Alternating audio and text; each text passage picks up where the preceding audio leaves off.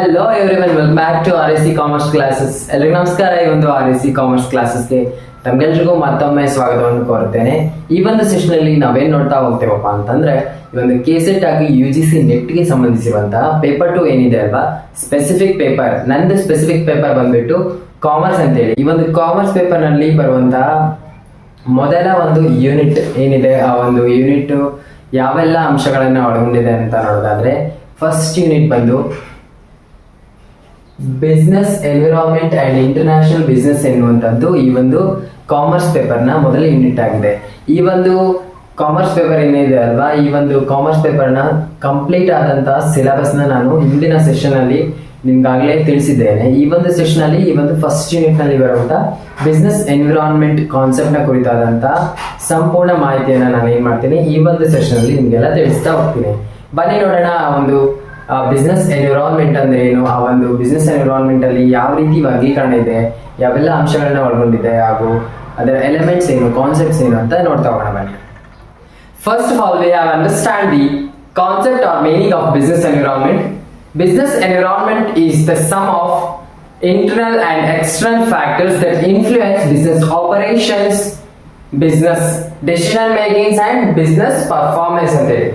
It is called the business environment. ಈ ಒಂದು ವ್ಯವಹಾರದ ಪರಿಸರ ಎಂದರೆ ವ್ಯವಹಾರದ ಮೇಲೆ ಪರಿಣಾಮ ಬೀರುವಂತಹ ಆಂತರಿಕ ಮತ್ತು ಬಾಹ್ಯ ಅಂಶಗಳ ಒಟ್ಟು ಮೊತ್ತವನ್ನು ನಾವೇನಂತ ಕರಿಬಹುದು, ವ್ಯವಹಾರದ ಪರಿಸರ ಅಂತ ಹೇಳಿ ಕರಿತೀವಿ. ಈ ಒಂದು ವ್ಯವಹಾರದ ಪರಿಸರವನ್ನ business environment is classified into 2 types. ಈ ಒಂದು ವ್ಯವಹಾರದ ಪರಿಸರವನ್ನ 2 ರೀತಿಯಲ್ಲಿ ವರ್ಗೀಕರಿಸಬಹುದು. ಯಾವ್ಯಾವ ಅಂತ ನೋಡೋದಾದ್ರೆ, ಮೊದಲನೇದಾಗಿ internal environment and external environment ಅಂತ ಹೇಳಿ ವರ್ಗೀಕರಿಸಬಹುದು. ಈ ಒಂದು ಬಿಸ್ನೆಸ್ ಎನ್ವಿರಾನ್ಮೆಂಟ್ ನ 2 ರೀತಿಯಾಗಿ ವರ್ಗೀಕರಿಸಬಹುದು ಅಂತ ಹೇಳಿದ್ವಿ. ಮೊದಲನೇದಾಗಿ internal environment and external environment ಅಂತೇಳಿ.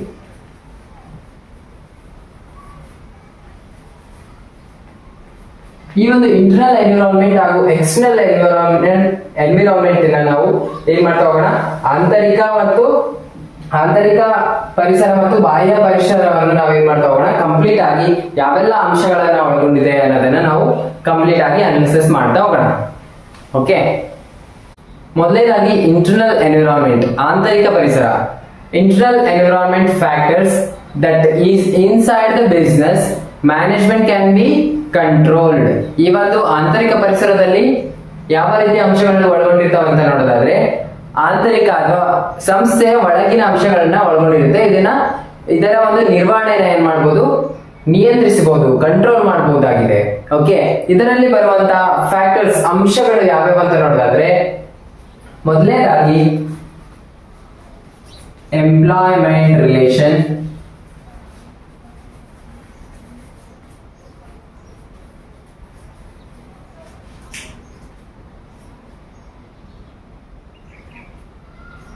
next infrastructures,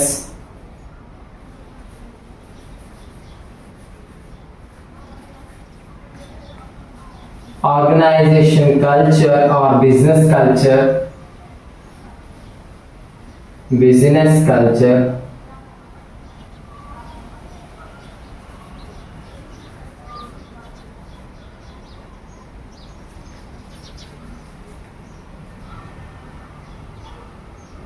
vision, mission,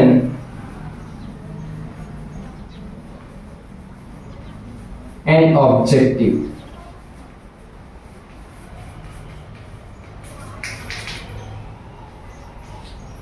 These are the important points or important factors are included the internal environment. ಈ ರೀತಿಯ ಅಂಶಗಳನ್ನ ನಾವು ಎಲ್ಲಿ ನೋಡಬಹುದು, ಈ ಒಂದು ಆಂತರಿಕ ಪರಿಸರ, ವ್ಯವಹಾರದ ಪರಿಸರದಲ್ಲಿ ನಾವು ನೋಡಬಹುದು. ನೆಕ್ಸ್ಟ್, ಈ ಒಂದು ಆಂತರಿಕ ಪರಿಸರದಲ್ಲಿ ಎಂಪ್ಲಾಯ್ಮೆಂಟ್ ರಿಲೇಷನ್, ಉದ್ಯೋಗಿಯ ಒಂದು ಸಂಬಂಧವನ್ನು ಒಳಗೊಂಡಿರುತ್ತೆ. ನೆಕ್ಸ್ಟ್, ಇನ್ಫ್ರಾಸ್ಟ್ರಕ್ಚರ್ಸ್ ಅನ್ನ ಒಳಗೊಂಡಿರುತ್ತೆ. ಇನ್ಫ್ರಾಸ್ಟ್ರಕ್ಚರ್ಸ್ ಅಂದ್ರೆ ಯಾವ್ಯಾವ ಮಷಿನರಿಗಳನ್ನ ಹೊಂದಿದೆ ಅನ್ನೋದ್ರ ಬಗ್ಗೆ ಈ ಒಂದು ಇಂಟರ್ನಲ್ ಎನ್ವಿರಾನ್ಮೆಂಟ್ ಏನಿದೆ ಅಲ್ವಾ, ಆಂತರಿಕ ಪರಿಸರ ಎನ್ನುವಂಥದ್ದು ಒಳಗೊಂಡಿದೆ. Next, organisation or business culture. ಈ ಒಂದು ಆರ್ಗನೈಸೇಷನ್ ಆರ್ ಬಿಸ್ನೆಸ್ ಕಲ್ಚರ್ ಯಾವ ರೀತಿ ಒಳಗೊಂಡಿರುತ್ತೆ ಅಂತ ನೋಡೋದಾದ್ರೆ, planning, organising directing, staffing, controlling, ಈ ರೀತಿಯಾದಂತಹ ಒಂದು ಏನ್ ಮಾಡುತ್ತೆ, ತನ್ನದೇ ಆದಂತಹ ಒಂದು ಕಲ್ಚರ್ ಅಥವಾ ರಚನೆಯನ್ನ ಒಳಗೊಂಡಿರುತ್ತೆ. ಪ್ರತಿಯೊಂದು ಬಿಸ್ನೆಸ್ ಕೂಡ ಈ ಒಂದು ರಚನೆಯನ್ನ ಒಳಗೊಂಡಿರೋದನ್ನ ನಾವು ನೋಡಬಹುದು. ನೆಕ್ಸ್ಟ್ ಈ ಒಂದು ವಿಷನ್, ಮಿಷನ್ ಅಂಡ್ ಆಬ್ಜೆಕ್ಟಿವ್ಸ್ ಅಂತ ಹೇಳಿ ನೋಡಬಹುದು. ಈ ಒಂದು ಆಂತರಿಕ ಪರಿಸರದಲ್ಲಿ, ಇಂಟರ್ನಲ್ ಎನ್ವಿರಾನ್ಮೆಂಟ್ ನಲ್ಲಿ ಈ ಒಂದು ಮಿಷನ್ ಅನ್ನೋದನ್ನ it is a long term goal ಅಂತ ಕರಿತೀವಿ. Mission is a long term goal, objective is a short term goal. Okay, ಈ ಒಂದು ಮಿಷನ್ ಎನ್ನುವಂತದ್ದನ್ನ, ಮಿಷನ್ ಏನಿದೆ ಅಲ್ವಾ, ಇದನ್ನ ಏನಂತ ಕರಿತೀವಿ ನಾವು, ಈ ಒಂದು long term goal and short term goal, vision and objectives ನ ಏನ್ ಮಾಡೋದಕ್ಕಾಗಿ, ಅಚೀವ್ಮೆಂಟ್ ಮಾಡೋದಕ್ಕಾಗಿ, ಈ ಒಂದು ಬಿಸ್ನೆಸ್ ನ ಏನು ಗುರಿಗಳನ್ನು ಸಾಧಿಸುವುದಕ್ಕಾಗಿ ಇರುವಂತದ್ದನ್ನ ಏನಂತ ಕರಿತೀವಿ ನಾವು, ಮಿಷನ್ ಅಂತ ಹೇಳಿ ಕರಿತೀವಿ. ಈ ಒಂದು ಮಿಷನ್ ಎನ್ನುವುದು ಈ ಒಂದು ಗುರಿಗಳನ್ನ ಏನ್ ಮಾಡೋದು, ಸಾಧಿಸುವುದಕ್ಕೆ ಅದರದ್ದೇ ಆದಂತ ಫಾಲೋ ಅಪ್ ನ ಮಾಡುವಂತದ್ದು ಯಾವ್ದು ಒಳಗೊಂಡಿದೆ ಅಂತ ನೋಡೋದಾದ್ರೆ ಈ ಒಂದು ಮಿಷನ್ ಎನ್ನುವಂಥದ್ದು ಒಳಗೊಂಡಿದೆ. ಈ ರೀತಿಯ ಅಂಶಗಳನ್ನು ನಾವು ಎಲ್ಲಿ ನೋಡ್ಬೋದಪ್ಪ ಅಂತಂದ್ರೆ ಈ ಒಂದು ಆಂತರಿಕ ಪರಿಸರ ಏನಿದೆ ಅಲ್ವಾ, ಇಂಟರ್ನಲ್ ಎನ್ವಿರಾನ್ಮೆಂಟ್ ಫ್ಯಾಕ್ಟರ್ ಅಲ್ಲಿ ನಾವು ನೋಡಬಹುದು.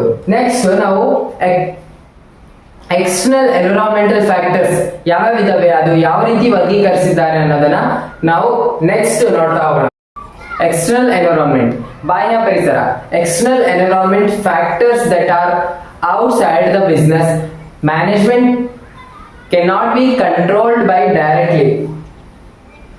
ಓಕೆ, ಈ ಒಂದು ಬಾಹ್ಯ ಪರಿಸರದಲ್ಲಿ ಏನ್ ಮಾಡಬಹುದು, ಬಾಹ್ಯ ಮೀನ್ಸ್ ಕಂಪನಿಯ ಒಂದು ಹೊರಗಿನ ಅಂಶಗಳನ್ನು ಒಳಗೊಂಡಿರುತ್ತೆ ಈ ಒಂದು ಬಾಹ್ಯ ಪರಿಸರ ಎನ್ನುವಂಥದ್ದು. ಇದನ್ನ ಡೈರೆಕ್ಟ್ ಆಗಿ ಏನ್ ಮಾಡೋದಕ್ಕಾಗೋದಿಲ್ಲ, ಮ್ಯಾನೇಜ್ಮೆಂಟ್ ನ ಕಂಟ್ರೋಲ್ ಮಾಡೋದಕ್ಕೆ ಆಗೋದಿಲ್ಲ ಅಂತೇಳಿ ಈ ಒಂದು ಬಾಹ್ಯ ಪರಿಸರದಲ್ಲಿ ನಾವು ನೋಡ್ಬೋದು. ಈ ಒಂದು ಬಾಹ್ಯ ಪರಿಸರ ಎನ್ನುವಂಥದ್ದು, external environment is classified into 2 types. One is micro environment and second one is macro environment. Okay, ಈ ರೀತಿಯಾಗಿ ಈ ಒಂದು ಎಕ್ಸ್ಟರ್ನಲ್ ಎನ್ವಿರಾನ್ಮೆಂಟ್ ತನ್ನದೇ ಆದಂತ ವರ್ಗೀಕರಣವನ್ನು ಒಳಗೊಂಡಿದೆ. ನೆಕ್ಸ್ಟ್ ಈ ಒಂದು ಮೈಕ್ರೋ ಎನ್ವಿರಾನ್ಮೆಂಟ್ ಫ್ಯಾಕ್ಟರ್ಸ್ ಯಾವ್ಯಾವ ಇದಾವೆ ಅಂತ ಅನ್ನೋದನ್ನ ನಾವು ನೋಡ್ತಾ ಹೋಗೋಣ. ಮೈಕ್ರೋ ಎನ್ವಿರಾನ್ಮೆಂಟ್, ಸೂಕ್ಷ್ಮ ಪರಿಸರ ಅಂತ ಹೇಳ್ಬೋದು. Micro environment factors such as customers, suppliers, competitors, intermediaries, public, investors and market. ಈ ಒಂದು ಅಂಶಗಳನ್ನ ಈ ಒಂದು ಮೈಕ್ರೋ ಎನ್ವಿರಾನ್ಮೆಂಟ್ ಏನಿದೆ ಅಲ್ವಾ, ಸೂಕ್ಷ್ಮ ಪರಿಸರ ಎನ್ನುವಂಥದ್ದು ಕಸ್ಟಮರ್ಸ್ ನ ಒಳಗೊಂಡಿರುತ್ತೆ, ಕಾಂಪಿಟೇಟರ್ಸ್ ನ ಒಳಗೊಂಡಿರುತ್ತೆ, ನೆಕ್ಸ್ಟ್ ಸಪ್ಲೈಯರ್ಸ್ ನ ಒಳಗೊಂಡಿರುತ್ತೆ, ಹಾಗೂ ಇಂಟರ್ಮಿಡಿಯರೀಸ್ ಮಧ್ಯವರ್ತಿಕೆದಾರರನ್ನ ಒಳಗೊಂಡಿರುತ್ತೆ, ಹಾಗೂ ಹೂಡಿಕೆದಾರರನ್ನ ಒಳಗೊಂಡಿರುತ್ತೆ, ಇನ್ವೆಸ್ಟರ್ಸ್ ನ ಒಳಗೊಂಡಿರುತ್ತೆ, ಸಾರ್ವಜನಿಕರನ್ನು ಒಳಗೊಂಡಿರುತ್ತೆ, ಪಬ್ಲಿಕ್ ನ ಒಳಗೊಂಡಿರುತ್ತೆ, ಹಾಗೂ ಮಾರುಕಟ್ಟೆ ಅಥವಾ ಮಾರ್ಕೆಟ್ ನ ಕೂಡ ಏನ್ ಮಾಡಿರುತ್ತೆ ಈ ಒಂದು ಮೈಕ್ರೋ ಎನ್ವಿರಾನ್ಮೆಂಟ್ ಎನ್ನುವಂಥದ್ದು ಒಳಗೊಂಡಿರೋದನ್ನ ನಾವು ನೋಡಬಹುದು. Next macro environment. Macro environment ಅಲ್ಲಿ ಏನ್ ಬರುತ್ತಪ್ಪ ಅಂದ್ರೆ ಸಮಗ್ರ ಒಂದು ಪರಿಸರ ಅಂತ ಹೇಳಿ ಕರಿಬಹುದು. ಅದರಲ್ಲಿ ಪೆಸ್ಟಲ್ ಸಿಸ್ಟಮ್ ಅಂತ ಹೇಳಿ ಕರಿತೀವಿ. ಆ ಒಂದು ಅಂಶಗಳನ್ನ ನೀವು ನೋಡಬಹುದು, ಆ ಒಂದು ಫ್ಯಾಕ್ಟರ್ ಗಳನ್ನ ನೋಡಬಹುದು. ಈ ಒಂದು ಮ್ಯಾಕ್ರೋ ಎನ್ವಿರಾನ್ಮೆಂಟ್ ಸಮಗ್ರ ಪರಿಸರ ಎನ್ನುವಂಥದ್ದು ಪೆಸ್ಟಲ್ ಸಿಸ್ಟಮ್ ಫ್ಯಾಕ್ಟರ್ಸ್ ನ ಒಳಗೊಂಡಿದೆ. ಈ ಒಂದು ಪೆಸ್ಟಲ್ ಸಿಸ್ಟಮ್ ಅಂದ್ರೆ political factors, economical factors, social factors, technological factors, environmental factors and legal factors ಎನ್ನುವಂತಹ ಅಂಶಗಳನ್ನ ಈ ಒಂದು ಮ್ಯಾಕ್ರೋ ಎನ್ವಿರಾನ್ಮೆಂಟ್ ಎನ್ನುವಂಥದ್ದು ಒಳಗೊಂಡಿದೆ. ಇದರಲ್ಲಿ ಮೊದಲನೇದಾಗಿ ಪೊಲಿಟಿಕಲ್ ಫ್ಯಾಕ್ಟರ್ಸ್ ಯಾವೆಲ್ಲ ಅಂಶಗಳನ್ನ ಒಳಗೊಂಡಿದೆ ಅಂತ ನೋಡೋದಾದ್ರೆ government policies, taxation, publicity, public power, ಈ ಒಂದು ಅಂಶಗಳನ್ನ ನಾವೆಲ್ಲಿ ನೋಡ್ಬೋದಪ್ಪ ಅಂತಂದ್ರೆ ಈ ಒಂದು ಪೊಲಿಟಿಕಲ್ ಫ್ಯಾಕ್ಟರ್ಸ್ ಗಳಲ್ಲಿ ನಾವು ನೋಡಬಹುದು. Next economic factors. ಈ ಒಂದು ಎಕನಾಮಿಕ್ ಫ್ಯಾಕ್ಟರ್ಸ್ ಅಲ್ಲಿ ಯಾವೆಲ್ಲ ಅಂಶಗಳು ಒಳಗೊಂಡಿದೆ ಅಂತಂದ್ರೆ ಮೊದಲನೇದಾಗಿ GDP growth rate, next inflation rate, unemployment rate and interest rate, ಈ ರೀತಿಯ ಅಂಶಗಳನ್ನು ಈ ಒಂದು ಎಕನಾಮಿಕ್ಸ್ ಫ್ಯಾಕ್ಟರ್ಸ್ ಗಳಲ್ಲಿ ನಾವು ನೋಡಬಹುದು. Next social factors. Social factors ಅಲ್ಲಿ ಯಾವೆಲ್ಲ ಅಂಶಗಳನ್ನ ಒಳಗೊಂಡಿದೆ ಅಂದ್ರೆ ಸಮಾಜಕ್ಕೆ ಸಂಬಂಧಿಸಿರುವಂತದ್ದು, ಪಾಪ್ಯುಲೇಷನ್ ಒಳಗೊಂಡಿದೆ, ಡೆಮೋಗ್ರಫಿನ ಒಳಗೊಂಡಿದೆ, ಕಲ್ಚರ್ ನ ಒಳಗೊಂಡಿದೆ, ಲೈಫ್ ಸ್ಟೈಲ್ ನ ಒಳಗೊಂಡಿದೆ. ಈ ರೀತಿಯ ಅಂಶಗಳನ್ನ ನಾವೆಲ್ಲಿ ನೋಡಬಹುದು, ಸೋಷಿಯಲ್ ಫ್ಯಾಕ್ಟರ್ಸ್ ಅಲ್ಲಿ ನೋಡಬಹುದು. Next technological factors. ತಂತ್ರಜ್ಞಾನದ ಅಂಶಗಳು ಯಾವ್ಯಾವಪ್ಪ ಅಂತಂದ್ರೆ ಈ ಒಂದು ಟೆಕ್ನಾಲಜಿಕಲ್ ಫ್ಯಾಕ್ಟರ್ಸ್ ಅಲ್ಲಿ ಇನೋವೇಷನ್ಸ್ ನ ಒಳಗೊಂಡಿರುತ್ತೆ, ಎಮರ್ಜಿಂಗ್ ಟೆಕ್ನಾಲಜೀಸ್ ನ ಒಳಗೊಂಡಿದೆ. ಫಾರ್ ಎಕ್ಸಾಂಪಲ್ ಎಮರ್ಜಿಂಗ್ ಟೆಕ್ನಾಲಜೀಸ್ ಅಂದ್ರೆ ನೀವು ಹಿಂದಿನ ಒಂದು ವರ್ಷಗಳಲ್ಲಿ ಏನ್ ಮಾಡ್ತಿದ್ರಿ, 2G 3G 4G ಎಲ್ಲ ನೋಡ್ತಿದ್ವಿ. ಆದ್ರೆ ಈ ವರ್ಷಗಳಲ್ಲಿ ನಾವೇ ನೋಡ್ತೀವಿ 5G ಟೆಕ್ನಾಲಜಿನ ನಾವು ನೋಡ್ಬೋದು. ನೆಕ್ಸ್ಟ್ ಡೇಟಾ ಅನಾಲಿಟಿಕ್ಸ್ ನ ನಾವು ನೋಡ್ಬೋದು ಈ ಒಂದು ಟೆಕ್ನಾಲಜಿಕಲ್ ಫ್ಯಾಕ್ಟರ್ಸ್ ಅಲ್ಲಿ. ನೆಕ್ಸ್ಟ್ ಎನ್ವಿರಾನ್ಮೆಂಟಲ್ ಫ್ಯಾಕ್ಟರ್ಸ್ ಅಲ್ಲಿ, ಎನ್ವಿರಾನ್ಮೆಂಟಲ್ ಫ್ಯಾಕ್ಟರ್ಸ್ ಅಂತ ಯಾವಪ್ಪ ಅಂತಂದ್ರೆ ಕ್ಲೈಮೇಟ್ ಚೇಂಜ್ ಆಗಿರ್ಬೋದು, ವೇಸ್ಟ್ ಮ್ಯಾನೇಜ್ಮೆಂಟ್ ರೂಲ್ಸ್ ಆಗಿರ್ಬೋದು.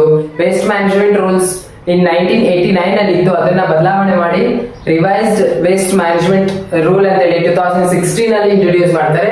ಅದು ಯಾವ ಒಂದು ತತ್ವನ ಒಳಗೊಂಡಿದೆ ಅಂತ ನೋಡೋದಾದ್ರೆ ರೆಡ್ಯೂಸ್, ರಿಯೂಸ್ ಅಂಡ್ ರೀಸೈಕಲ್ ಎನ್ನುವಂತ ತತ್ವನ ನಾವು 2016 ಅಲ್ಲಿ ಇರುವಂತಹ ವೇಸ್ಟ್ ಮ್ಯಾನೇಜ್ಮೆಂಟ್ ಆಕ್ಟ್ ಬಗ್ಗೆ ಅದರಲ್ಲಿ ನಾವು ಆ ರೂಲ್ ಏನಿದೆ ಅಲ್ವಾ ಅದನ್ನ ಫಾಲೋ ಮಾಡ್ಬೇಕಂತ ಹೇಳಿ ಗೌರ್ಮೆಂಟ್ ಆರ್ಡರ್ ಮಾಡುತ್ತೆ. Next legal factors. ಈ ಒಂದು ಲೀಗಲ್ ಫ್ಯಾಕ್ಟರ್ಸ್ ಅಲ್ಲಿ ಲಾಸ್ ಬಗ್ಗೆ ಕಾನೂನಾತ್ಮಕವಾಗಿರುವಂತಹ ಅಂಶಗಳನ್ನ ಒಳಗೊಂಡಿರೋದನ್ನ ನಾವು ನೋಡಬಹುದು.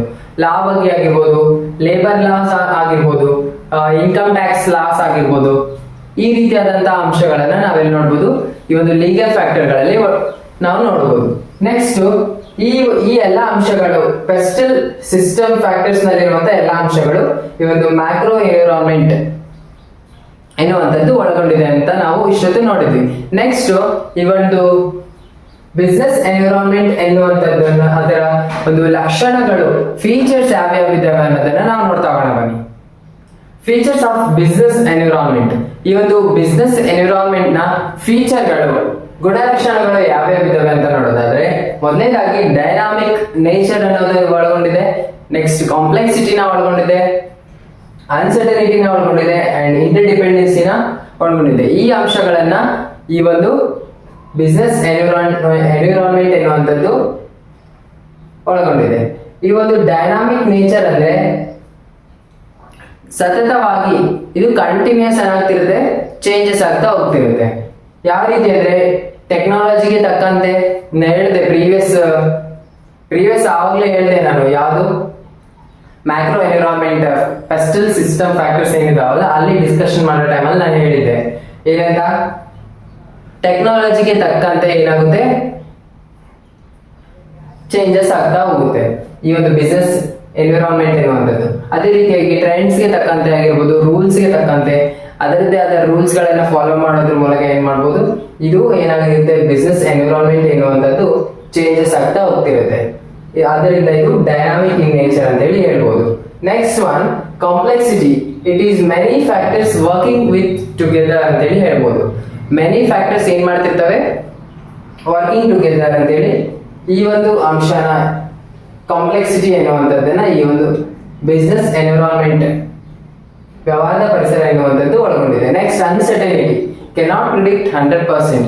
ಈ ಒಂದು ಬಿಸ್ನೆಸ್ ಎನ್ವಿರಾನ್ಮೆಂಟಿನಲ್ಲಿ 100% ಯಾವುದನ್ನು ಏನ್ ಮಾಡೋದಕ್ಕಾಗಲ್ಲ, ಮುನ್ನಂದಾಜು ಮಾಡ್ಲಿಕ್ಕೆ ಆಗೋದಿಲ್ಲ. ಮುನ್ನಂದಾಜು ಮೀನ್ಸ್ ಪ್ರಿಡಿಕ್ಷನ್ ಅಂತ ಹೇಳಿ ಕರಿತೀವಲ್ಲ, ಅದನ್ನ ನಾವೇನ್ ಮಾಡಕ್ಕಾಗಲ್ಲ, 100% ಮಾಡಕ್ಕಾಗಲ್ಲ. ಬಟ್ 80, 90, 70, 60 ಈ ತರ ನಾವೇನ್ ಮಾಡ್ಬೋದು, ಪ್ರಿಡಿಕ್ಟ್ ನ ಮಾಡ್ತಾ ಹೋಗ್ಬೋದು, ಅಸಂಪ್ಷನ್ ನ ಮಾಡ್ಬೋದು ಅಂತ ಅನ್ನೋದನ್ನ ಈ ಒಂದು ಅಂಶವನ್ನು ಕೂಡ ಯಾವ್ದು ಒಳಗೊಂಡಿದೆ, ಬಿಸ್ನೆಸ್ ಎನ್ವಿರಾನ್ಮೆಂಟ್ ಅನ್ನೋದು ಒಳಗೊಂಡಿದೆ. ನೆಕ್ಸ್ಟ್ ಇಂಟರ್ಡಿಪೆಂಡೆನ್ಸಿ. ಇಂಟರ್ಡಿಪೆಂಡೆನ್ಸಿ ಅಂದ್ರೆ ಒನ್ ಫ್ಯಾಕ್ಟರ್ಸ್ ಅಫೆಕ್ಟ್ಸ್ ಅನದರ್ ಅಂತ ಹೇಳಿ ಕರಿಬಹುದು. ಇಲ್ಲಿ ಯಾವ ರೀತಿ ಇದು ವರ್ಕ್ ಆಗುತ್ತೆ ಅನ್ನೋದು ಅಂತ ನೋಡೋದಾದ್ರೆ, ಈಗ ಒಂದು ಫ್ಯಾಕ್ಟರ್ಸ್ ಯಾವ್ದ್ರ ಮೇಲೆ ಡಿಪೆಂಡ್ ಆಗಿದೆ, ಅನದರ್ ಫ್ಯಾಕ್ಟರ್ಸ್ ಮೇಲೆ ಇದೆ. ಈಗ ಬಿಸ್ನೆಸ್ ಅಂದ್ಮೇಲೆ ಏನಿರುತ್ತೆ, ಮಾರ್ಕೆಟ್ ಇರಬೇಕು, ಮಾರ್ಕೆಟ್ ಅಂದ್ಮೇಲೆ ಬಿಸ್ನೆಸ್ ಇರಬೇಕು, ನಂತರದಲ್ಲಿ ಕಾಂಪಿಟೇಟರ್ಸ್ ಕೂಡ ಇರಬೇಕು. ಕಾಂಪಿಟೇಟರ್ಸ್ ಇಲ್ಲ ಅಂದ್ರೆ ಬಿಸ್ನೆಸ್ ಇರಲ್ಲ, ಬಿಸ್ನೆಸ್ ಇಲ್ಲ ಅಂದ್ರೆ ಮಾರ್ಕೆಟ್ ಇರಲ್ಲ. ಈ ರೀತಿಯಾದಂತಹ ಒಂದು ಇಂಟರ್ಡಿಪೆಂಡೆನ್ಸಿ ಅನ್ನುವಂತ ಅಂಶವನ್ನ ಏನ್ ಮಾಡಿದೆ, ಈ ಒಂದು ಲಕ್ಷಣವನ್ನ ಬಿಸ್ನೆಸ್ ಎನ್ವಿರಾನ್ಮೆಂಟ್ ನಲ್ಲಿ ನಾವು ನೋಡಬಹುದು. ಈ ರೀತಿಯಾದಂತಹ 4 ಅಂಶಗಳ ಒಂದು ಸಂಪೂರ್ಣ ಮಾಹಿತಿಯನ್ನ ನಾನು ನಿಮಗೆ ಯಾವ್ಯಾವ ಗುಣಲಕ್ಷಣಗಳನ್ನು ಒಳಗೊಂಡಿದೆ ಈ ಒಂದು ಬಿಸ್ನೆಸ್ ಎನ್ವಿರಾನ್ಮೆಂಟ್ ವ್ಯವಹಾರದ ಒಂದು ಪರಿಸರ ಎನ್ನುವುದನ್ನ ನಾವು ಈಗ ಡಿಸ್ಕಸ್ ಮಾಡಿದ್ವಿ. ನೆಕ್ಸ್ಟ್ ಎಕನಾಮಿಕ್ ಎನ್ವಿರಾನ್ಮೆಂಟ್ ನ ನೋಡೋದಕ್ಕಿಂತ ಮುಂಚಿತವಾಗಿ ನಾವು ಏನ್ ನೋಡಿದ್ವಿ, ಪ್ರೀವಿಯಸ್ ಒಂದು ಅಂಶಗಳನ್ನ ನೋಡಿದ್ವಿ, factors, internal factors and external factors of business environment ಅಂತ ನೋಡಿದ್ವಲ್ಲ. ಅದ್ರ ಮೇಲೆ ಅತಿ ಹೆಚ್ಚು ಬಾರಿ ಪ್ರತಿ ವರ್ಷನೂ ಏನ್ ಮಾಡ್ತಾರೆ, ಈ ಒಂದು ಕೆಸೆಟ್ ಆಗಿರ್ಬೋದು ಮತ್ತು UGC ನೆಟ್ ಆಗಿರ್ಬೋದು, ಇವೆರಡಕ್ಕೂ ಏನ್ ಮಾಡ್ತಾರೆ, ಅದರ ಒಂದು ಫ್ಯಾಕ್ಟರ್ಸ್ ಗಳ ಮೇಲೆ ಏನ್ ಮಾಡ್ತಾರೆ, ಎವ್ರಿ ಇಯರ್ ಏನ್ ಮಾಡ್ತಾ ಹೋಗ್ತಾರೆ, ಕ್ವಶನ್ ಗಳನ್ನ ರೈಸ್ ಮಾಡ್ತಾ ಹೋಗ್ತಾರೆ. ನಾನು ಒಂದು ಬರ್ದಿರುವಂತ 2025 ಕೆಸೆಟ್ ಅಲ್ಲಿ ಆಗಿರ್ಬೋದು, UGC ನೆಟ್ ಅಲ್ಲಿ ಆಗಿರ್ಬೋದು, ಎರಡರಲ್ಲೂ ಕೂಡ ಏನಾಗುತ್ತೆ, ಈ ಒಂದು ಫ್ಯಾಕ್ಟರ್ಸ್ ಗಳ ಮೇಲೆ, ಆಂತರಿಕ ಮತ್ತು ಬಾಹ್ಯ ಅಂಶಗಳ ಮೇಲೆ, ವ್ಯವಹಾರದ ಪರಿಸರದ ಮೇಲೆ ಏನ್ ಮಾಡ್ತಾರೆ, ಕ್ವಶನ್ ಗಳನ್ನ ರೈಸ್ ಮಾಡ್ತಾ ಹೋಗ್ತಾರೆ. ನೆಕ್ಸ್ಟ್ ನಾವು ಈಗ ಏನ್ ನೋಡ್ತಾ ಇದೀವಪ್ಪ ಅಂತಂದ್ರೆ, ಈ ಒಂದು ಎಲಿಮೆಂಟ್ಸ್ ಆಫ್ ಎಕನಾಮಿಕ್ ಎನ್ವಿರಾನ್ಮೆಂಟ್ ಎನ್ನುವುದನ್ನ ನಾವು ನೋಡ್ತಾ ಹೋಗೋಣ ಬನ್ನಿ. ಮೊದಲನೇದಾಗಿ ಈ ಒಂದು ಎಲಿಮೆಂಟ್ಸ್ ಆಫ್ ಎಕನಾಮಿಕ್ ಎನ್ವಿರಾನ್ಮೆಂಟ್ ಅಲ್ಲಿ ಮೊದಲೇ ಒಂದು ಪಾಯಿಂಟ್ ಯಾವ್ದಪ್ಪ ಅಂದ್ರೆ ಎಕನಾಮಿಕ್ ಸಿಸ್ಟಮ್ ಅಂತ ಹೇಳಿ ಬರುತ್ತೆ, ನಂತರದಲ್ಲಿ ಎಕನಾಮಿಕ್ ಪಾಲಿಸೀಸ್ ಅಂತ ಹೇಳಿ ಬರುತ್ತೆ. ಈ ಒಂದು ಎಕನಾಮಿಕ್ ಸಿಸ್ಟಮ್ಸ್ ಅಲ್ಲಿ ಯಾವ್ಯಾವ ಒಂದು ಎಕನಾಮಿಕ್ ಸಿಸ್ಟಮ್ಸ್ ನ ಒಳಗೊಂಡಿದೆ ಅಂತ ನೋಡೋದಾದ್ರೆ, ಕ್ಯಾಪಿಟಲಿಸ್ಟಿಕ್ ಅಂತ ಹೇಳಿ ಒಳಗೊಂಡಿದೆ, ಸೋಷಿಯಲಿಸ್ಟಿಕ್ ಸಿಸ್ಟಮ್ ನ ಒಳಗೊಂಡಿದೆ, ಹಾಗೂ ಮಿಕ್ಸ್ಡ್ ಎಕನಾಮಿ ಅಂತ ಹೇಳಿ ಈ ಒಂದು 3 ರೀತಿಯ ಸಿಸ್ಟಮ್ ಗಳನ್ನು ನಾವು ಕಂಪ್ಲೀಟ್ ಆಗಿ ಅನಾಲಿಸಿಸ್ ಮಾಡ್ತಾ ಹೋಗೋಣ. ನಂತರದಲ್ಲಿ ಈ ಒಂದು ಎಕನಾಮಿಕ್ ಪಾಲಿಸೀಸ್ ಯಾವಿದಾವೆ ಅಂತ ನೋಡೋದಾದ್ರೆ, fiscal policy and monetary policy ಅಂತ ಹೇಳಿ ಕರೀಬಹುದು. ಫಿಸ್ಕಲ್ ಪಾಲಿಸಿ ಅಂದ್ರೆ ವಿತ್ತೀಯ ನೀತಿ, ಹಾಗೂ ಮಾನಿಟರಿ ಪಾಲಿಸಿ ಅಂತ ಹೇಳೋದಾದ್ರೆ ಹಣಕಾಸಿನ ನೀತಿ ಎಂಬ ಈ ಒಂದು ಎಕನಾಮಿಕ್ ಪಾಲಿಸೀಸ್ ನ ನಾವು ನೋಡಬಹುದು. ಇದರ ಕುರಿತಾದಂತ ಕಂಪ್ಲೀಟ್ ಅನಾಲಿಸಿಸ್ ನಾವು ಮಾಡ್ತಾ ಹೋಗೋಣ ಬನ್ನಿ. ಮೊದಲನೇದಾಗಿ ಈ ಒಂದು ಎಲಿಮೆಂಟ್ಸ್ ಆಫ್ ಎಕನಾಮಿಕ್ ಎನ್ವಿರಾನ್ಮೆಂಟ್ ನಲ್ಲಿ ಎಕನಾಮಿಕ್ ಸಿಸ್ಟಮ್ ನ ಅಂಶಗಳು ಯಾವಂತ ನೋಡೋದಾದ್ರೆ, capitalism, socialism and mixed economy ಅಂತೇಳಿ ನಾವು ಈ 3 ರೀತಿಯ ಅಂಶಗಳನ್ನ ನಾವು ಈ ಒಂದು ಎಕನಾಮಿಕ್ ಸಿಸ್ಟಮ್ ಏನಿದೆ ಅಲ್ವಾ, ಆರ್ಥಿಕ ವ್ಯವಸ್ಥೆಯಲ್ಲಿ ನಾವು ನೋಡಬಹುದು. ಈ ಒಂದು ಮೊದಲನೇದಾಗಿ ಕ್ಯಾಪಿಟಲಿಸಂ ಅಂತಂದ್ರೆ ಬಂಡವಾಳಶಾಹಿ ರಾಷ್ಟ್ರಗಳು ಅಂತೇಳಿ ಕರಿಬಹುದು. ಬಂಡವಾಳಶಾಹಿ ರಾಷ್ಟ್ರಗಳಲ್ಲಿ ಒಳಗೊಂಡಿರುವಂತಹ ಒಂದು ಆರ್ಥಿಕ ವ್ಯವಸ್ಥೆಯನ್ನ ನಾವೇನೇನು ಕರಿತೀವಿ ಅಂದ್ರೆ ಕ್ಯಾಪಿಟಲಿಸಂ ಅಂತೇಳಿ ಕರಿತೀವಿ. ಯಾವ್ಯಾವ ಕಂಟ್ರಿಗಳು ಎಕ್ಸಾಂಪಲ್ ಆಗಿ ನೋಡೋದಾದ್ರೆ, US ಆಗಿರ್ಬೋದು, UK ಆಗಿರ್ಬೋದು, ಸಿಂಗಪೂರ್ ಆಗಿರ್ಬೋದು, ಜಪಾನ್ ಆಗಿರ್ಬೋದು, ಈ ಒಂದು ರಾಷ್ಟ್ರಗಳನ್ನ ಏನಂತ ಕರಿತೀವಿ ನಾವು, ಬಂಡವಾಳಶಾಹಿ ರಾಷ್ಟ್ರಗಳು ಅಂತೇಳಿ ಕರಿತೀವಿ. ಆದ್ದರಿಂದ ಫ್ರೀ ಮಾರ್ಕೆಟ್ ಎನ್ನುವ ಒಂದು ವ್ಯವಸ್ಥೆನ ಈ ಒಂದು ಕ್ಯಾಪಿಟಲಿಸಂ ಎನ್ನುವಂಥದ್ದು ಒಳಗೊಂಡಿರುತ್ತೆ. ಇಲ್ಲಿ ಏನಾಗಿರುತ್ತೆ, ಗೌರ್ಮೆಂಟ್ ಇಂಟರ್ವೆನ್ಷನ್ ಆಗಿರೋದಿಲ್ಲ. ಕೆಲವು ಸಂದರ್ಭಗಳಲ್ಲಿ ಮಾತ್ರ ಗೌರ್ಮೆಂಟ್ ಇಂಟರ್ವೆನ್ಷನ್ ಆಗಿರುತ್ತೆ. ಯಾವ ಸಂದರ್ಭ ಅಂದ್ರೆ, ಗೌರ್ಮೆಂಟ್ ಪಾಲಿಸೀಸ್ ಏನಾದ್ರೂ ಇದ್ರೆ ಮಾತ್ರ, ಹಾಸ್ಪಿಟಲ್ ಆಗಿರ್ಬೋದು, ಟ್ರಾನ್ಸ್ಪೋರ್ಟೇಷನ್ ಆಗಿರ್ಬೋದು, ಈ ಒಂದು ಸಂದರ್ಭಗಳಲ್ಲಿ ಮಾತ್ರ ಏನಾಗಿರುತ್ತೆ, ಗೌರ್ಮೆಂಟ್ ಇಂಟರ್ವೆನ್ಷನ್ ಆಗಿರುತ್ತೆ. ಅದರ್ವೈಸ್ ಯಾವುದೇ ರೀತಿಯ ಗೌರ್ಮೆಂಟ್ ಇಂಟರ್ವೆನ್ಷನ್ ಆಗಿರಲ್ಲ. ಆದ್ರಿಂದ ಇದೇನಾಗಿರುತ್ತೆ, ಪ್ರಾಫಿಟ್ ಮೋಟಿವ್ ಆಗಿರೋದ್ರಿಂದ ಬಂಡವಾಳಶಾಹಿ ವ್ಯವಸ್ಥೆನ ಒಳಗೊಂಡಿರುತ್ತೆ ಈ ಒಂದು ಕ್ಯಾಪಿಟಲಿಸಂ ಎನ್ನುವಂಥದ್ದು. Next one socialism. ಈ ಒಂದು ಸೋಷಿಯಲಿಸಂ ಎನ್ನುವಂಥದ್ದು ಕಂಪ್ಲೀಟ್ ಗೌರ್ಮೆಂಟ್ ಇಂಟರ್ವೆನ್ಷನ್ ಆಗಿರುವಂತದ್ದು. ಇಲ್ಲಿ ಯಾವುದೇ ರೀತಿಯ ಪ್ರೈವೇಟೈಸೇಷನ್ ಇರೋದಿಲ್ಲ. ಗೌರ್ಮೆಂಟ್ ಹೇಳಿದಂತೆ ಗೌರ್ಮೆಂಟ್ ನ ಸೋಷಿಯಲಿಸ್ಟಿಕ್ ಏನಿರುತ್ತಲ್ಲ ಅಲ್ವಾ, ಗೌರ್ಮೆಂಟ್ ಹೇಳಿದಾಗೇನೆ ಇಲ್ಲಿ ಏನ್ ಮಾಡ್ಬೇಕಾಗಿರುತ್ತೆ, ಪಾಲನೆ ಮಾಡ್ಬೇಕಾಗಿರುತ್ತೆ. ಓಕೆ, ಆರ್ಡರ್ ನ ಫಾರ್ ಎಕ್ಸಾಂಪಲ್ ಯಾವ ಕಂಟ್ರೀಸ್ ಈ ಒಂದು ಸೋಷಿಯಲಿಸ್ಟಿಕ್ ಅಲ್ಲಿ ನೋಡಬಹುದು, ಸೋಷಿಯಲಿಸಂ ಅಲ್ಲಿ ಅಂತ ನೋಡೋದಾದ್ರೆ, ನಾರ್ತ್ ಕೊರಿಯಾ ಕಂಟ್ರೀಸ್ ಆಗಿರ್ಬೋದು, ಚೈನಾ ಆಗಿರ್ಬೋದು, ಈ ಒಂದು ಕಂಟ್ರಿಗಳು ಯಾವ ಒಂದು ವ್ಯವಸ್ಥೆನ ಒಳಗೊಂಡಿವೆ ಅಂತ ನೋಡೋದಾದ್ರೆ ಸೋಷಿಯಲಿಸಂ ಅಂತೇಳಿ ಸಮಾಜಶಾಹಿ ರಾಷ್ಟ್ರಗಳು ಅಂತೇಳಿ ಕರೀಬಹುದು. Okay, next mixed economy. ಈ ಒಂದು ಮಿಕ್ಸ್ಡ್ ಎಕನಾಮಿ ಅನ್ನುವಂಥದ್ದು ನಿಮ್ಗೆ ಗೊತ್ತಿರ್ಬೋದು, ನಮ್ಮ ಭಾರತದ ಒಂದು ಆರ್ಥಿಕ ವ್ಯವಸ್ಥೆ ಯಾವ ರೀತಿ ಇದೆ ಅಂತ ನೋಡೋದಾದ್ರೆ, ಈ ಕಡೆ ಪ್ರೈವೇಟ್ಗೂ ಅವಕಾಶ ಮಾಡಿಕೊಟ್ಟಿದೆ, ಅದರ ಜೊತೆಗೆ ಗೌರ್ಮೆಂಟ್ ಕೂಡ ಇನ್ವಾಲ್ವ್ ಆಗಿದೆ. ಈ ರೀತಿಯಾದಂತಹ ಒಂದು ಆರ್ಥಿಕ ವ್ಯವಸ್ಥೆ ಯಾವುದು ಒಳಗೊಂಡಿದೆ ಅಂತ ನೋಡೋದಾದ್ರೆ, ನಮ್ಮ ಇಂಡಿಯನ್ ಎಕನಾಮಿ ಎನ್ನುವಂಥದ್ದು ಈ ಒಂದು ಮಿಕ್ಸ್ಡ್ ಎಕನಾಮಿ ಏನಿದೆ ಅಲ್ವಾ, ಈ ಒಂದು ವ್ಯವಸ್ಥೆನ ನಮ್ಮ ಭಾರತದ ದೇಶದಲ್ಲಿ ನಾವು ನೋಡಬಹುದು. ಓಕೆ, ನೆಕ್ಸ್ಟ್ ಈ ರೀತಿಯಾದಂತಹ ಅಂಶಗಳು ಈ ಒಂದು ಎಕನಾಮಿಕ್ ಸಿಸ್ಟಮ್ ಎನ್ನುವಂಥದ್ದು ಒಳಗೊಂಡಿರುವುದನ್ನ ನಾವು ನೋಡಿದ್ವಿ. ನೆಕ್ಸ್ಟ್ ಎಕನಾಮಿಕ್ ಪಾಲಿಸೀಸ್, ಹಣಕಾಸಿನ ನೀತಿಗಳು ಯಾವ್ಯಾವ ಇದಾವೆ ಅನ್ನೋದನ್ನ ನಾವು ಅದರ ಕುರಿತಾದಂತಹ ಕಂಪ್ಲೀಟ್ ಅನಾಲಿಸಿಸ್ ನ ಮಾಡ್ತಾ ಹೋಗೋಣ. ಈ ಒಂದು ಎಕನಾಮಿಕ್ ಪಾಲಿಸಿ, ಹಣಕಾಸಿನ ನೀತಿಗಳು ಯಾವ್ಯಾವ ಅಂತ ನೋಡೋದಾದ್ರೆ, ಮೊದಲನೇದಾಗಿ fiscal policy and monetary policy ಎನ್ನುವಂತ 2 ನೀತಿಗಳನ್ನ ನಾವು ಈ ಒಂದು ಹಣಕಾಸು ನೀತಿಗಳಲ್ಲಿ ನೋಡಬಹುದು,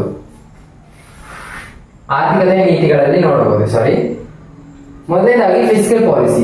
ಫಿಸ್ಕಲ್ ಪಾಲಿಸಿ ಅನ್ನೋದನ್ನ ನಾವು ಬಜೆಟರಿ ಪಾಲಿಸಿ ಅಂತ ಹೇಳಿ ಕೂಡ ಕರಿತೀವಿ. ಇದು ಯಾವುದಕ್ಕೆ ಸಂಬಂಧಿಸಿದೆ ಅಂತ ನೋಡೋದಾದ್ರೆ, it is related to government revenue, tax and spending policy on infrastructures or public infrastructures ಅಂತ ಹೇಳಿ ಕರಿತೀವಿ. ಪಬ್ಲಿಕ್ ಇನ್ಫ್ರಾಸ್ಟ್ರಕ್ಚರ್ಸ್ ಯಾವ್ಯಾವ ಇದಾವೆ ಅಂತ ನೋಡೋದಾದ್ರೆ ಸ್ಕೂಲ್ಸ್ ಆಗಿರ್ಬೋದು, ಟ್ರಾನ್ಸ್ಪೋರ್ಟೇಷನ್ ಆಗಿರ್ಬೋದು, ನೆಕ್ಸ್ಟ್ ಹಾಸ್ಪಿಟಲ್ಸ್ ಆಗಿರ್ಬೋದು.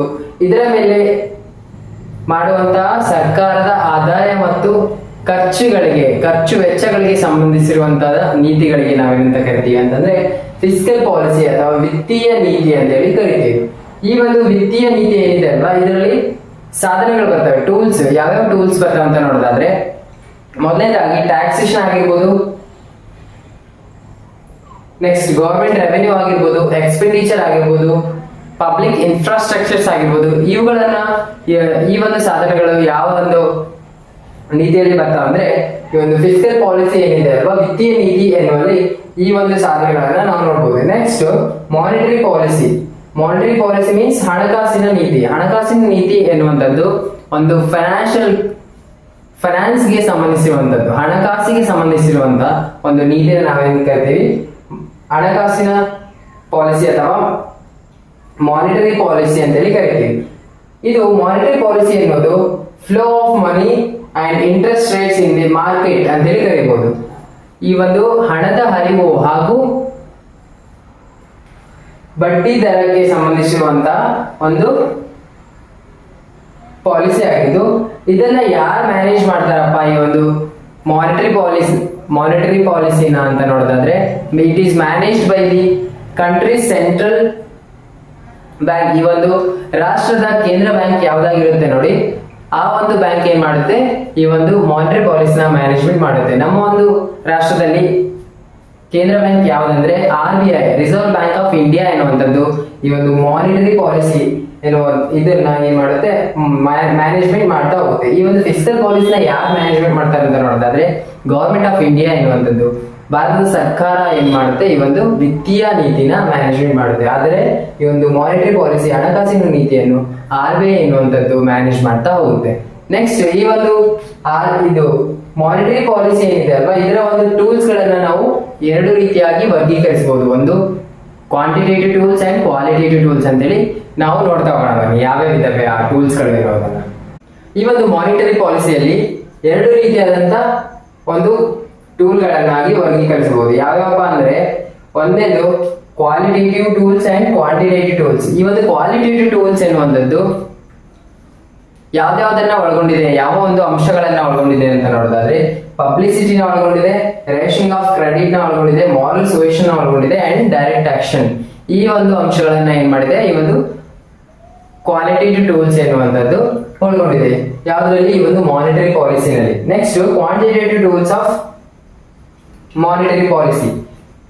Quantitative tools of monetary policy ಯಾವ ಅಂತ ನೋಡೋದಾದ್ರೆ ಮೊದಲನೇದಾಗಿ open market operations, bank rates, cash reserve ratio, statutory liquidity ratio, repo rate and reverse repo rate ಅಂತೇಳಿ ನಾವು ನೋಡಬಹುದು. ಈ ಒಂದು ಕ್ವಾಂಟಿಟೇಟಿವ್ ಟೂಲ್ಸ್ ಆಗಿ ಇವುಗಳನ್ನಾಗಿ ನಾವು ನೋಡಬಹುದು. ಫಸ್ಟ್ನೇದು ಈ ಒಂದು CRR ಏನಿದೆ ಅಲ್ವಾ, at present cash reserve ratio ಎನ್ನುವಂಥದ್ದು 3% ಒಳಗೊಂಡಿದೆ. Next SLR statutory liquidity ratio ಎನ್ನುವಂಥದ್ದು 18% ನ ಒಳಗೊಂಡಿದೆ. ನೆಕ್ಸ್ಟ್ ರೆಪೋ ರೇಟ್ ಎನ್ನುವಂಥದ್ದು 5.25% ನ ಒಳಗೊಂಡಿದೆ. ನೆಕ್ಸ್ಟ್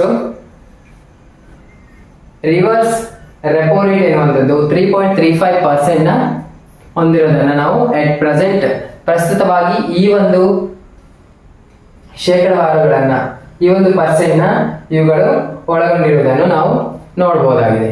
ಈ ರೀತಿಯಾಗಿ ನಾವೇನ್ ಮಾಡ್ಬೋದು, ಈ ಒಂದು ಮಾನಿಟರಿ ಪಾಲಿಸಿಯಲ್ಲಿರುವಂತಹ ಟೂಲ್ಸ್ ಗಳೇನಿದೆ ನೋಡಿ, ಸಾಧನಗಳನ್ನ ವರ್ಗೀಕರಿಸಬಹುದು ಅಂತೇಳಿ ನಾವು ಈ ಒಂದು ಅಂಶಗಳಲ್ಲಿ ನೋಡಬಹುದು. ಈ ಒಂದು fiscal policy tools and monetary policy tools ಗಳ ಮೇಲೆ ಕೂಡ ಹಲವಾರು ಬಾರಿ ಕ್ವಶನ್ಗಳು ಏನ್ ಮಾಡಿವೆ, ರೈಸ್ ಆಗಿವೆ. ಈ ಒಂದು KCET ಅಲ್ಲಿ ಆಗಿರ್ಬೋದು, UGC ನೆಟ್ ಅಲ್ಲಿ ಕೂಡ ಆಗಿರ್ಬೋದು. 2024ರಲ್ಲಿ ಈ ಒಂದು ಫಿಸ್ಕಲ್ ಪಾಲಿಸಿ ಮೇಲೆ ಈ ಫಿಸ್ಕಲ್ ಪಾಲಿಸಿ ಟೂಲ್ಸ್ ನ ಕೊಟ್ಟು ಒಂದು ಅದರಲ್ಲಿ ಓಡ್ ಒನ್ ಯಾವ್ದಂತ ಹೇಳಿ ಕೇಳಿದ್ರು, ಈ ಒಂದು ಗುಂಪಿಗೆ ಸೇರದ ಪದ ಯಾವುದೆಂದು ಕೇಳಿದ್ರು. ಈ ರೀತಿಯಾದಂತಹ ಕ್ವಶನ್ಗಳು ರೈಸ್ ಆಗ್ತಾ ಹೋಗ್ತವೆ. ಓಕೆ, ನಾವು ಈ ಒಂದು ಸೆಷನ್ ಅಲ್ಲಿ ಏನ್ ನೋಡಿದವಪ್ಪ ಅಂದ್ರೆ ಬಿಸಿನೆಸ್ ಎನ್ವಿರಾನ್ಮೆಂಟ್ ಅಂದ್ರೆ ಏನು, ಅದರ ಒಂದು ಫ್ಯಾಕ್ಟರ್ಸ್ಗಳು ಯಾವಿದಾವೆ, ಇಂಟರ್ನಲ್ ಫ್ಯಾಕ್ಟರ್ಸ್ ಅಂದ್ರೆ ಏನು, ಎಕ್ಸ್ಟರ್ನಲ್ ಫ್ಯಾಕ್ಟರ್ಸ್ ಅಂದ್ರೆ ಏನು, ಹಾಗೂ ಎಲಿಮೆಂಟ್ಸ್ ಆಫ್ ಎಕನಾಮಿಕ್ ಎನ್ವಿರಾನ್ಮೆಂಟ್ ಅಂದ್ರೆ ಏನು, ಎಕನಾಮಿಕ್ ಎನ್ವಿರಾನ್ಮೆಂಟ್ ನ ಒಂದು ವ್ಯವಸ್ಥೆ, ಆರ್ಥಿಕ ವ್ಯವಸ್ಥೆ ಹೇಗಿದೆ, ಪಾಲಿಸೀಸ್ ಆಫ್ ಎಕನಾಮಿಕ್ ಎನ್ವಿರಾನ್ಮೆಂಟ್ ನ ನೋಡಿದ್ವಿ, ಹಾಗೂ ಎಕನಾಮಿಕ್ ಪಾಲಿಸೀಸ್ ನ ನೋಡಿದ್ವಿ. ಇನ್ನುಳಿದಂತೆ ಈ ಒಂದು ಬಿಸ್ನೆಸ್ ಎನ್ವಿರಾನ್ಮೆಂಟ್ ನಲ್ಲಿ ಅಂಡ್ ಇಂಟರ್ನ್ಯಾಷನಲ್ ಬಿಸ್ನೆಸ್ ಎನ್ನುವಂತಹ ಮೊದಲ ಯೂನಿಟ್ ನಲ್ಲಿ ಉಳಿದಿರುವಂತಹ ಪ್ರಮುಖ ಒಂದು ಇಂಪಾರ್ಟೆಂಟ್ ಕಾನ್ಸೆಪ್ಟ್ ಗಳ ಕುರಿತಾದಂತ ಇನ್ಫಾರ್ಮೇಶನ್ ನ ಮುಂದಿನ ಒಂದು ಸೆಷನ್ ಗಳಲ್ಲಿ ನಾನು ನಿಮ್ಗೆ ತಿಳಿಸ್ತಾ ಹೋಗ್ತೀನಿ. ಇದೇ ರೀತಿಯಾಗಿ ಮೋರ್ ಇನ್ಫಾರ್ಮೇಶನ್ ಗಾಗಿ ನಮ್ಮ ಚಾನೆಲ್ ನ ಲೈಕ್ ಮಾಡಿ, ಶೇರ್ ಮಾಡಿ ಮತ್ತು ಸಬ್ಸ್ಕ್ರೈಬ್ ಮಾಡೋದ್ರ ಮೂಲಕ ನಿಮ್ಮ ಫ್ರೆಂಡ್ಸ್ ಗಳಿಗೂ ಶೇರ್ ಮಾಡಿ. ಅದರ ಜೊತೆಗೆ ಈ ಒಂದು ಸೆಷನ್ ಅಲ್ಲಿ ಯಾವುದೇ ರೀತಿಯ ಒಂದು ಡೌಟ್ ಗಳಿದ್ದಲ್ಲಿ ನಿಮ್ಮ ಒಂದು ಡೌಟ್ಸ್ ನ ಕಮೆಂಟ್ ಮೂಲಕ ಕಮೆಂಟ್ ಮಾಡಿ, ಅದಕ್ಕೆ ನಾನು ಉತ್ತರಿಸ್ತೇನೆ ಅಂತೇಳಿ ಈ ಒಂದು ಕ್ಲಾಸ್ ನ ಇಲ್ಲಿಗೆ ಮುಕ್ತಾಯಗೊಳಿಸುತ್ತಿದ್ದೇನೆ. Thank you so much. ನಮಸ್ಕಾರ.